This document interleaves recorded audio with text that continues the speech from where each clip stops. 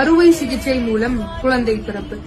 சுகப்பிரசவத்தை எதிர்பார்த்து காத்திருந்த எனக்கு எதிர்பாராமல் கிடைத்த ஒரு மரண வழிதான் அறுவை சிகிச்சை.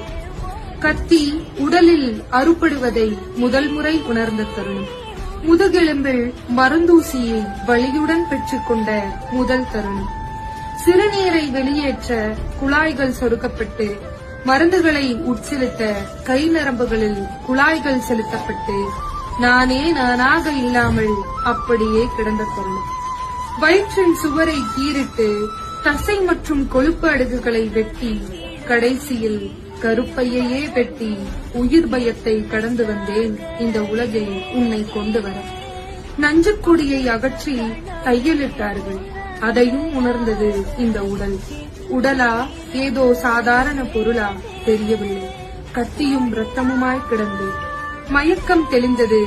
இத்தனை நாட்கள் சுமந்த அந்த உயிரை தூக்கக்கூட இந்த உடலில் சக்தி இல்லை. போடப்பட்ட தையலை ஒவ்வொரு முறை பார்க்கும் போதும் அப்படி ஒரு பயம், எங்கே தெரிந்து விடுமோ என்று. இத்தனை வலிகளையும் தாங்கி கடந்து வந்தால் இளம் வயதிலேயே இடுப்பு வலி, முதுகு வலி. உடலே மாறிவிட்டது, வழியே வாழ்வாகிவிட்டது.